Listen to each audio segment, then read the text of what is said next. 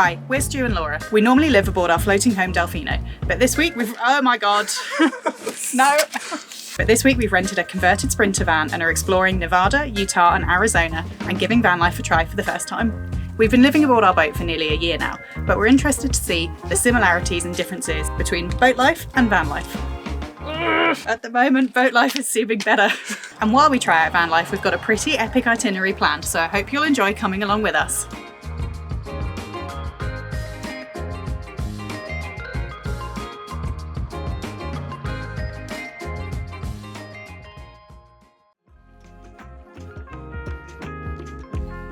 Good morning, Laura. Good morning. Feeling better now that you've got some coffee in your hands? Yeah. This is very nice for you to be drinking my coffee too. It is.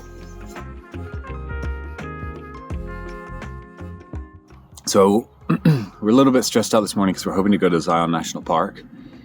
The only challenge is that most of the people that do hikes there, they do them very early. There's not many parking spots and there's a shuttle. So, I don't know. It's already almost 7. We'll see if we can make it happen. I have a feeling we're not going to be able to go for a hike in Zion today. Although we were pressed for time, we were also extremely jet-lagged after flying halfway around the world, so enjoying our coffee took priority over moving quickly. So we stayed last night here on BLM land. It's Bureau of Land Management. A lot of the land in the US is federally owned, and what the BLM allows you to do is to stay, as long as you leave no trace, stay on their land for free, which is pretty great. We had a good night's sleep in the van. Got to a pretty nice temperature, even though we're in southern Utah and it was getting up to kind of 33, 34 degrees C. So I think that's about 98 degrees F. Van was very comfortable. It's really nice. I like waking up to these amazing views. But now let's go see if we can make Zion happen.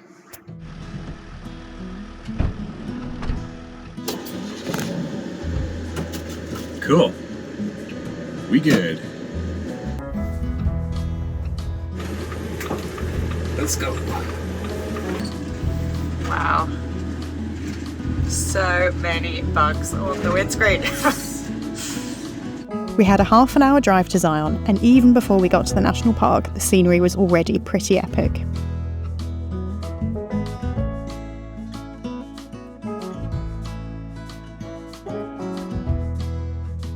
We made it, and we're parked, so I think we're going to be able to go for a hike. Shall we get our stuff ready and then head over to the visitor center? Yeah, let's do it. Even the view from the car park's pretty great, but the car park is filling up pretty quickly, so I'm glad we got here when we did. Having never been to a national park in the States before, I was really impressed with how well run the whole thing was. The queues for the shuttles moved really quickly, and there was so much information available about which hikes were at each of the various stops. So we are off the shuttle bus and starting our hike now. We're going to try the Narrows, which is the, as the name would suggest, narrowest part of the canyon, and it goes through a bit of a river. The Narrows hike is 9 miles long in total, and it turns out that the majority of it involves wading through a river. We turned around instead of getting our feet wet, and the views coming back were even better than those on the way out.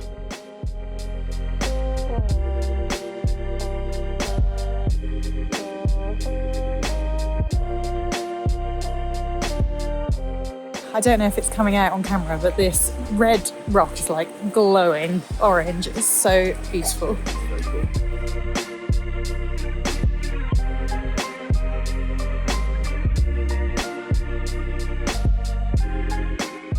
So we ended up bailing on the Narrows.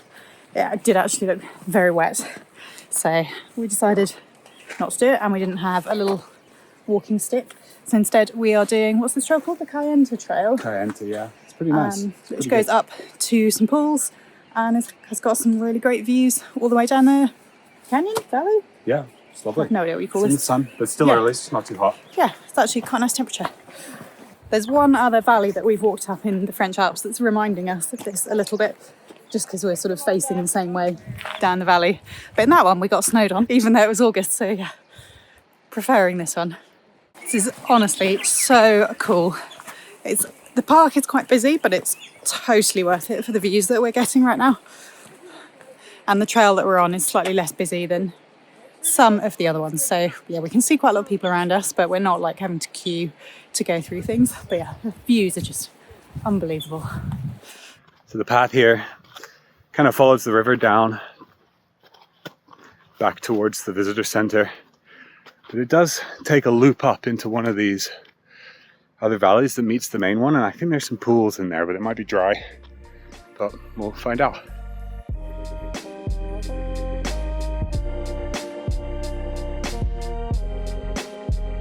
Definitely hearing some running water.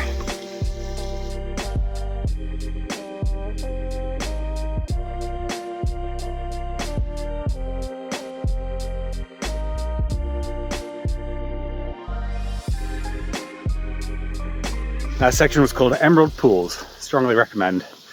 Walking underneath a waterfall the whole time. It's like nature's mister.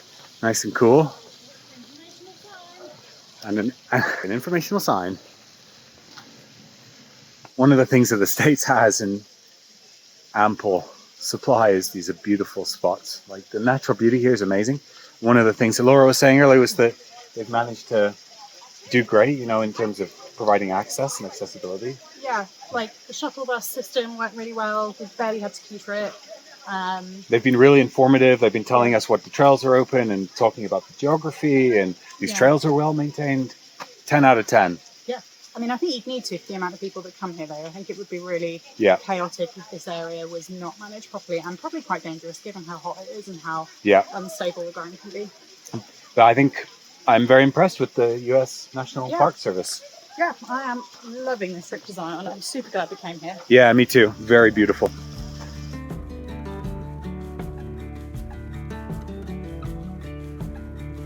We carried on down the trail and found some wildlife in a less busy area of the park. Although after how busy the first trails were, it was a little bit unnerving to suddenly find ourselves on our own. Laura versus Turkey, round one. Ding ding. Ding ding ding ding. I mean, I can go round. Fine, you can have that path. So one of the bridges was closed, so we've had to continue along Sand Bench Trail, I think it's called, to the next one. It's about 1.5 miles, and it is very sandy, and the heat of the day is starting to beat down on us. Almost 11. And we've not seen another person for quite a while. No. Which is quite disconcerting given how busy the rest of the park was. So I'm hoping that we haven't just got ourselves lost, or like that we're going to a stop where the bus doesn't stop, because that would suck. Is that a bridge? Where? I don't think so. I don't see a bridge yet. I mean, it said 1.5 miles, which is quite far. And it did make it. I mean, this now looks substantially less established. Yeah. I think the main trail must be up there. A little while ago, we took a decision to stay close to the river on this much smaller path. And Laura's worried about the bugs quite a lot. We just keep seeing little holes that look like scorpion holes, and I'm not very happy about it. Okay? Yeah. I mean, it's definitely worth keeping your wits about you. Hey, you found the bridge. What did you just say, Laura? We're probably not going to die in the wilderness. Woo! We haven't been out of earshot of the buses the whole time. We've been totally fine. I've never been so happy to see a bridge in all my life. You're genuinely quite worried about that. I was quite worried about that, yeah. Yeah. Well, you kept talking about scorpions and snakes. Well, and I was like, oh, they wouldn't ride horses on somewhere where there's snakes. And then we came off the snake path, and I was like, fuck, there's definitely snakes. Yes. And a verdict on Zion. Zion was great. I really loved it. I just loved the valley, you know, so like amazing being inside of it. Very eloquent from me there. Really hungry. Really hungry. Oh, dear. Right. So we've left Zion after having a great time. I hope we haven't done the best first. Our hope is that because it's the busiest, now that we've got it kind of out of the way, we can get more into nature and into a bit more kind of chill as we go. So it's now 12:30, and we're going to drive maybe about an hour away to a Mexican kitchen for some lunch, which hopefully we can park at. I didn't actually check that, so. One thing that I'm really loving about the RV is the fact that you can do multiple things in one day. It's just, you know, so easy to move it around. It's great. I'm really enjoying this trip. This is excellent. Yeah. I looked at the satellite images of the Mexican restaurant and we didn't think we could get in there with the van. So we tried a second Mexican restaurant and that was a fail. And now we're here, which we are in the River Rock Brewing, no, River Rock something? Roasting company. And we've got some pizzas coming and we've actually ended up with a really nice view. So yeah, everything worked out for the best in the end.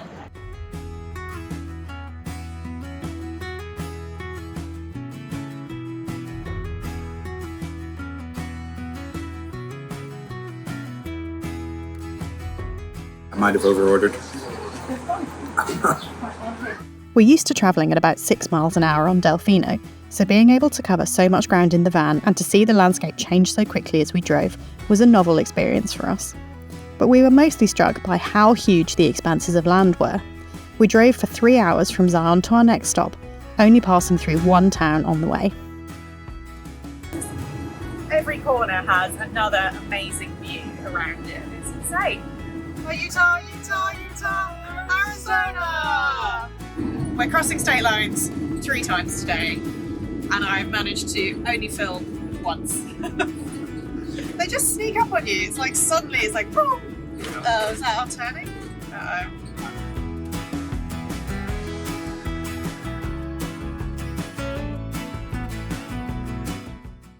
So we're a mile away from our campsite tonight, and apparently there's a lake down here, but neither of us quite believe that that is in fact the case.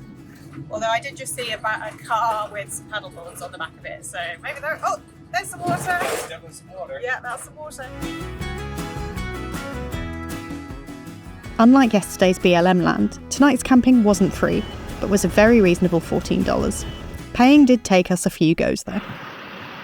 Yay! Swipe. Did you get it? Did it work? Swiping the Amex. I gotta say, our Amexes have really saved our asses on this trip.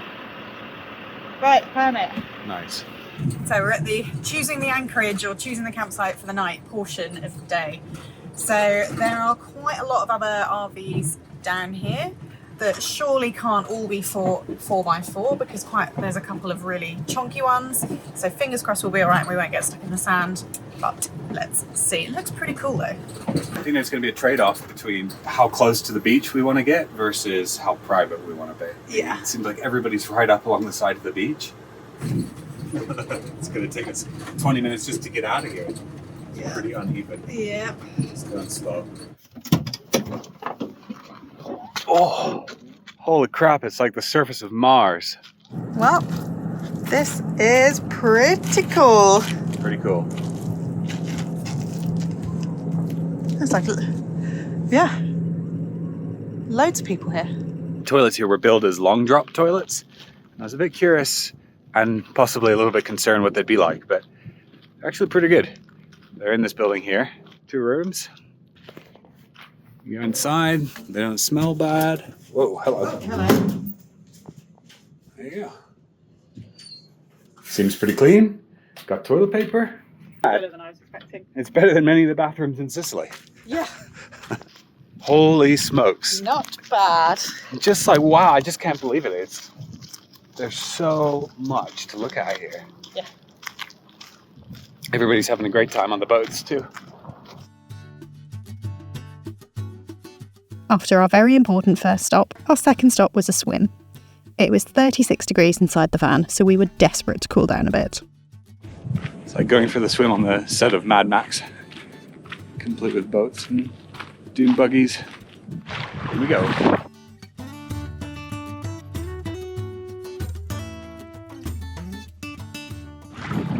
Thoughts, Laura? It was very cold as we got in, but now that we're in, it's very nice. It's good, isn't it?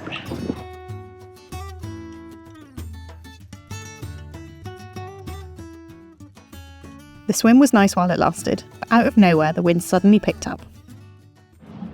Oh my god, all the papers. Laura, look at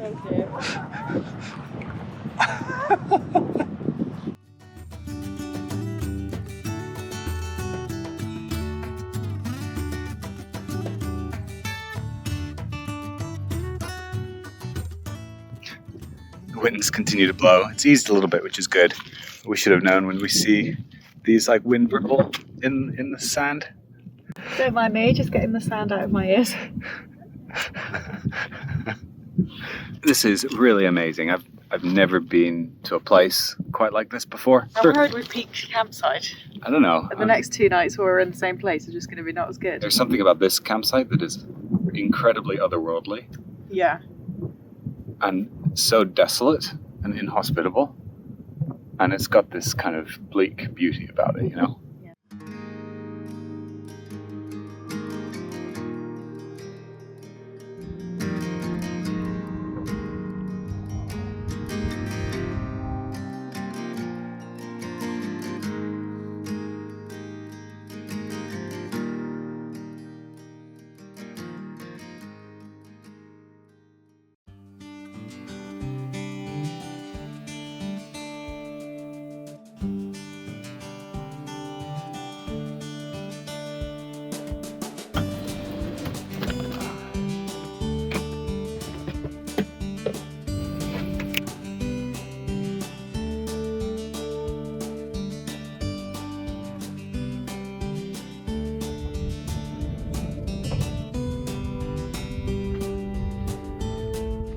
So this morning we're up bright and early, 6 a.m. going up the start of a slot canyon.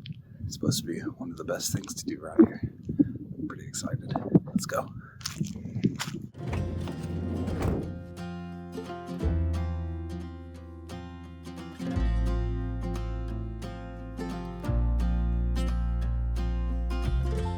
We're currently right on the edge of Utah.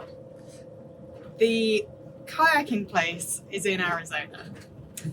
We woke up so early this morning Yeah. to make sure that we get to the kayaking place by 7 a.m. Yeah, and anyone who lives in this area will immediately have realised what our problem is here. It turns out that the time zone changes 1 mile down the road, so we've woken up to get there for 7 a.m. But at the kayaking place, it is currently 6 a.m. So we've got a whole hour to kill now, We could and have a slept. 15-minute drive. We could have slept more. Hour. At least we're not an hour late. That would be Yeah, that would it's have been true. bad. It could have been much worse. Yeah. Utah, Utah, Utah, Utah, Utah, Utah, Arizona! And it's 6 a.m. And we've gained an hour. So we've just killed an hour by stopping in a supermarket car park and getting Starbucks coffee, using their bathrooms. Because although we said the long drops were nice when we first arrived, they weren't so nice by the time we left. And once the wind picked up and started blowing through the toilets, it smelled not great. So anyway, we're now on our way to the kayaking place, and fingers crossed we are going to be there at a reasonable time and we can get this show on the road. The US is so convenient that you can just pull into a supermarket car parking lot. It's got a Starbucks in a really well-stocked supermarket, big clean bathrooms. Car parking lot spaces are massive so that we can easily fit into one space even in this massive van. Just, yeah, I can see us doing a lot more of this in future.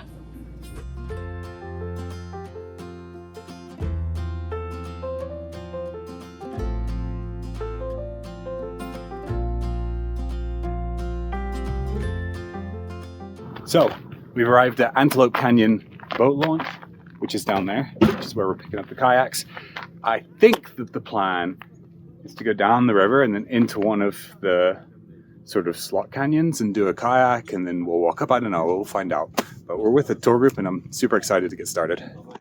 Got our briefing. I think Laura and I are the only ones who've never kayaked here before. Yeah, and he's got a goal for us to reach, which says depends on how quickly we go. So, what could go wrong? Always to the very back.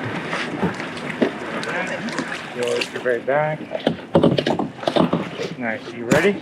Oh yeah. I don't know there with everybody else. Bring off here. Yeah, exactly. We have to do boat water content on every single trip we do. Nah, we're ready. Okay, ready? Come on over. All right, left, right, left, right, left. These big river boats are the boats that we saw on the road this morning as the oversized loads. Pretty cool. Come here. So far, first impressions of this are super awesome. It's bloody hot though. I'm glad that the water's pretty cold. Yeah, stuff's drying pretty quickly. We're going in there.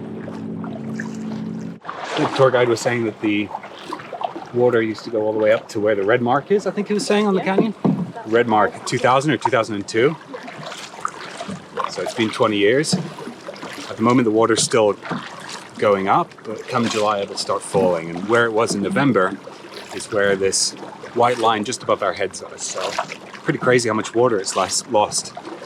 And I did see in Lake Powell, actually, that you used to be able to cut through from where we were last night, Laura, into the larger Lake Powell, and it doesn't look like it's possible anymore. Oh, it is very sandy.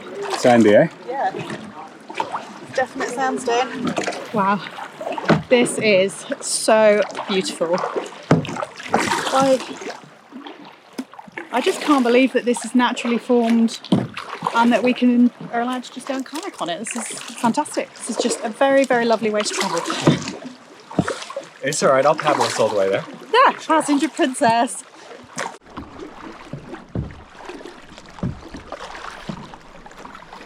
The colours, honestly, are just mind-blowing. Deep reds and sands. Yeah, well, and just the patterns of the rock, like the folds and the layers and the holes in it, and it's like very, very smooth, but also very cut up by the water. You're right. It's the combination of the textures and these like earth tones that just make it so captivating.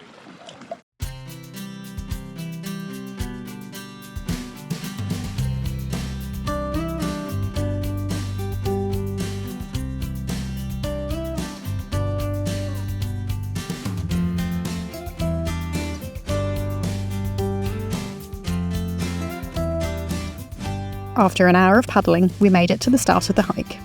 Left the kayaks behind. The last hour of this tour is on foot, walking up this canyon. It's unbelievably beautiful. Our tour guide Sky told us all about the rock, how it was formed, and how it plays an important role in the Navajo culture. The Navajo sandstone is like a sponge. It likes to absorb the water. So those black spots you see are manganese and iron, but that's water being absorbed inside the sandstone, and it likes to push out all the minerals and expose them on top. So these little rocks that you feel right here are quartz that have been encased inside the canyon wall. So don't forget to touch the canyon wall and feel for it. Done this with an awesome tour guide called Sky. He's been really amazing, teaching us a little bit about the Navajo traditions and the geology of this amazing landscape. It's really quite mind-blowing. What he was saying was forms a lot of these rings when this was just sandy desert is when it rains, the rain falls through the different sand layers and causes it to crystallize. And sometimes you get these quite intense areas where there's a lot of crystallization that's occurred. So what you're looking at is a map of all of the different years of time. Truly amazing. Really cool.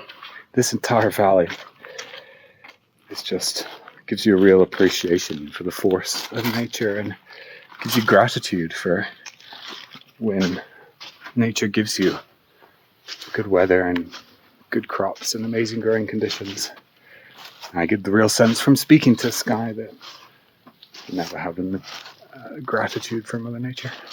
Sky encouraged us to thank Mother Nature for creating these views, which sounds cheesy, but at the time, surrounded by all these beautiful rocks, it was quite moving.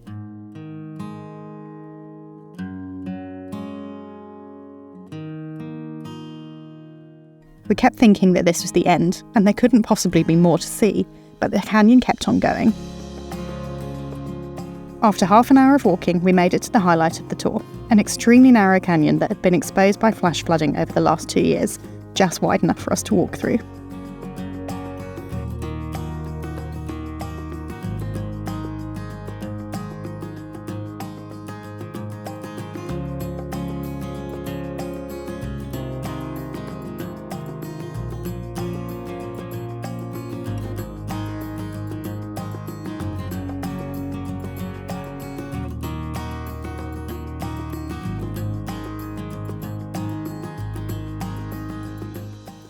Just so beautiful. It almost takes your breath away. Yeah, it just shows you the power of water and wind and what they can do. Yeah, honestly, absolutely next level. If you're ever in this part of the world, this is absolutely worth doing. Yeah. I've really enjoyed going with the tour guide. Yeah. I think we could have done this on our own. with a bit more kayak experience. Yeah. But I really enjoyed hearing what Sky had to say and his explanations of the geography and the traditions. But honestly, I wonder if this might be the highlight. Have we peaked? Is this the highlight? We keep saying if we've peaked. Didn't we say that in Zion as well? Well, no, we said that at the campsite last night. Yeah, true. It's pretty damn good. This is pretty amazing. We might have peaked now, though. I can't see. Oh, we've still got some pretty cool things planned. So Can't see the Grand Canyon from this. Yeah. On our way back. You having fun back there? Huh? Having fun? Yeah. Yeah, it's a bit more hard in the heat of the day, but it's really nice when the water gets on you. Stu decided to take that to the next level and jump in with Sky's help. That was an amazing feeling. Thank Yeah. you for that. You're welcome. The kayaking experience down Antelope Canyon was absolutely awesome.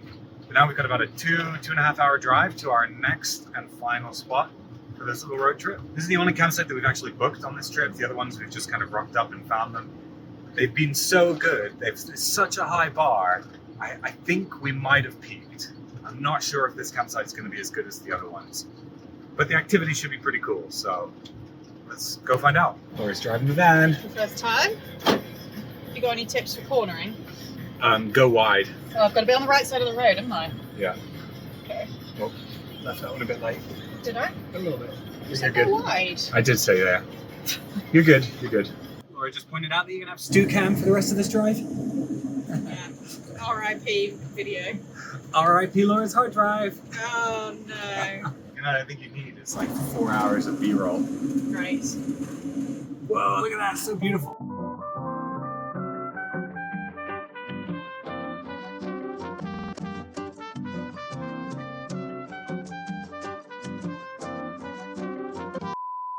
So we're feeling a bit hungry, so we've just pulled off the road to make some lunch, and we have stopped in a pretty epic place.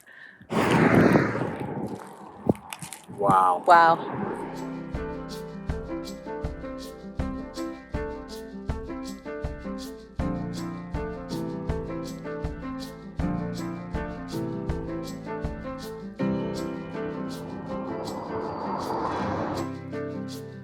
We look to the mountains.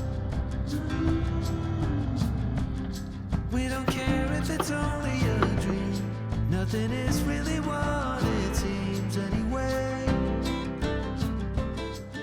We were fully intending on driving off, but we actually made it only about like 300 metres down the road before we found the Colorado River and a very cool bridge and some bathrooms. So we're taking a stop and we're going to have a look around.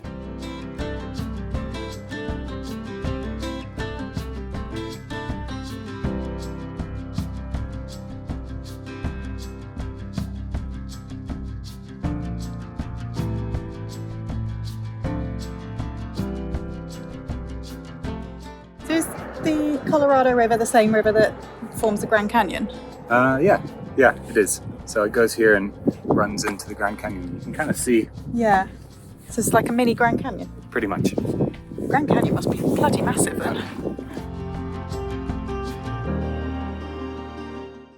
Right. Where were we? Okay, let's head off.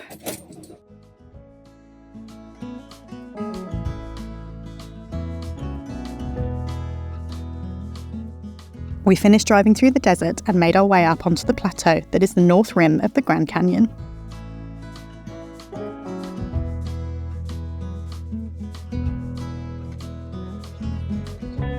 It's not as scenic as our other campgrounds, but we do have a little fire pit and a little picnic bench and shade, which I am very excited about after 4 days in the desert. This is the DeMott campground, and although not as pretty as some of our other camp spots, it was definitely better equipped, and we made good use of the fire pit and picnic table for our dinner.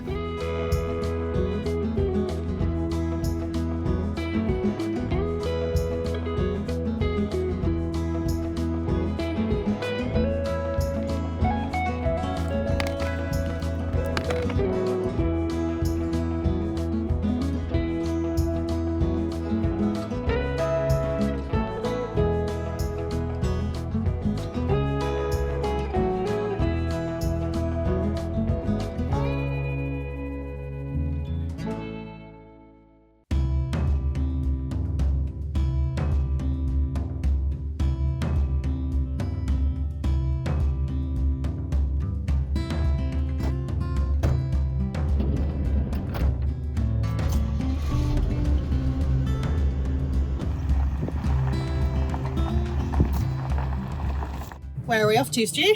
We're going to the Grand Canyon. Yes. Hopefully it's going to live up to our expectations. We've come to the North Rim. Apparently it's much less crowded. The views aren't supposed to be quite as good, but they're still supposed to be pretty damn epic. But I'm really excited to see what it's going to be like from this side. I think it's quite a less trodden, more hidden side of the Grand Canyon. Yeah. But foolishly, we were not expecting there to be absolutely zero signal here. We'd kind of been lulled into a false sense of security by our previous campsites that had a little bit. And we now have no idea what hikes there are in the area, where to go, what to do. So first up is going to be the visitor centre to hopefully get some of those questions answered and maybe find another coffee.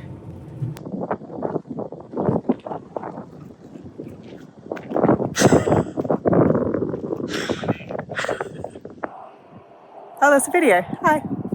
It's not what I wanted, but okay. Wow, that is a big canyon.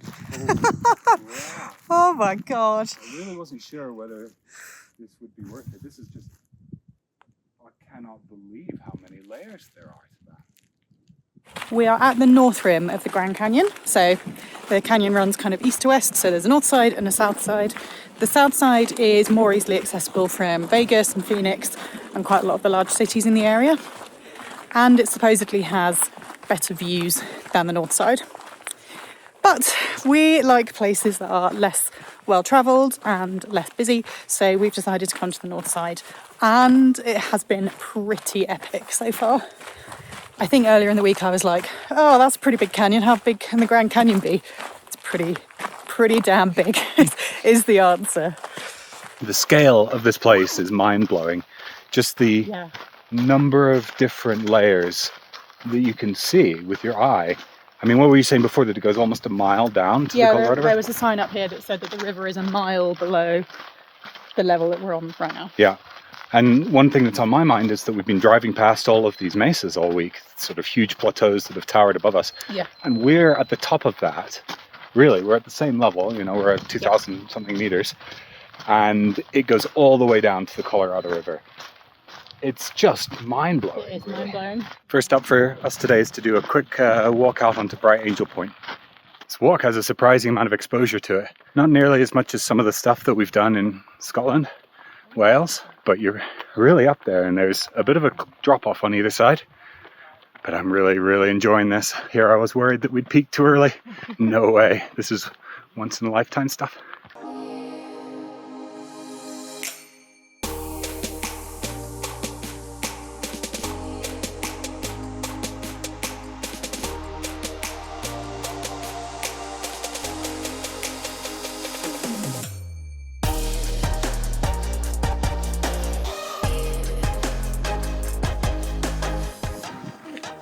Not looking down.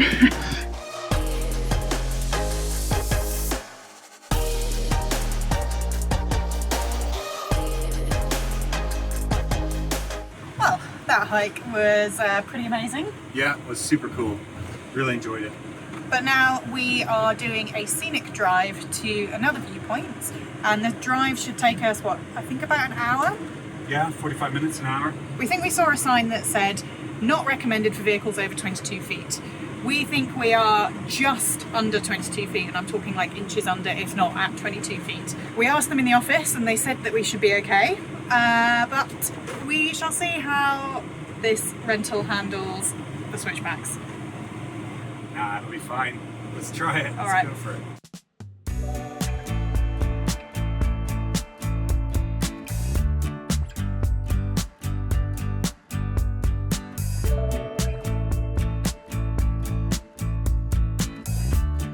That was fine. Yeah, that wasn't bad at all. Only 18 more to go. I was expecting sort of Italian or French style switchbacks where they really just take a hard corner. And like coaches go around them and stuff. But so far, so good.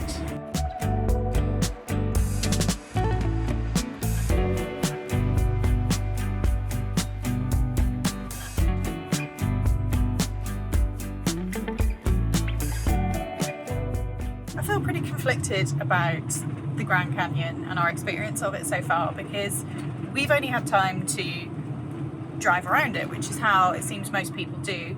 And at most of the really good overlooks, at least on the North Rim, they've got car parks for people to pull off. And it just feels a bit strange to me being in this place of outstanding natural beauty, and yet everyone's driving their cars around and the best view spots are all car parks. It just feels a little bit strange, like coming from a place where you've usually got to hike to the best spots, or you've got to at least put in a little bit of effort to get to them. But they're not as busy as they could have been, which is good, I guess, and it makes it more accessible for everybody and people who can't hike to those. But yeah, it's not something that I'm used to. Just arrived at our final spot, Cape Royal, which is right on the end of the North Rim. Colorado River kind of wraps around it, which means you should get panoramic views all the way around, which should be absolutely awesome. One thing that has been pretty noticeable is that, as you mentioned, Laura, it's been pretty empty. Yeah. The North Rim. And it's supposed to be one of the best viewpoints, and there's like 20 cars in the parking lot. Very few people here. Very few people. 2 o'clock on a Saturday, you'd think this would be peak time. So we're still at 2,500 metres above sea level. You can tell the air's quite thin. We've just walked maybe, 150 metres along a little flat road to get here, and we're both out of breath. But it's pretty worth it. Oh, I can see the Colorado River.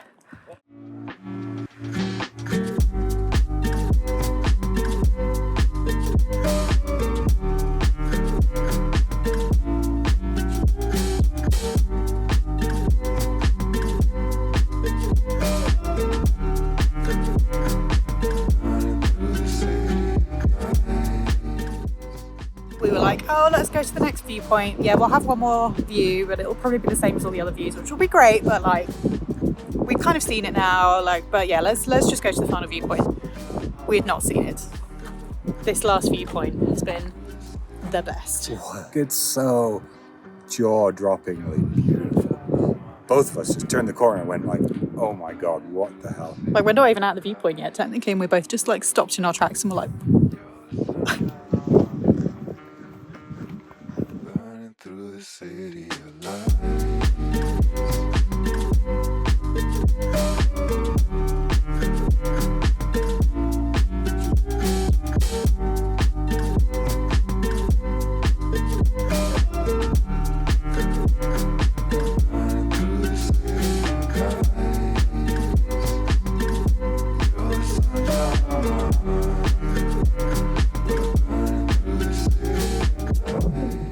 turns out the Grand Canyon's actually quite large. I may be one of the few people in the world who has seen a handful of photos of the Grand Canyon. Like, now that I'm here, I'm like, oh yeah, it's actually quite big. But in the run up to this trip, I did the research on the first 2 days, and Stu did more research for today. But it has meant that this has been quite a big surprise for me, which has been super nice. It's kind of made all the rest of the views we've had look a bit shit in comparison. I mean, they haven't. They've been jaw-droppingly beautiful, but this is the next level. This will stay with me for a long, long time. I'm glad we saved this till last.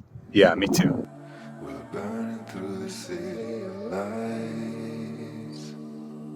You're the sunshine on my mind.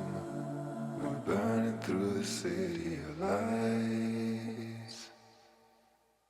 That was a fitting end to our journey. Yeah. What do you think? Yeah, that was great. Yeah. Save the best for last, I think.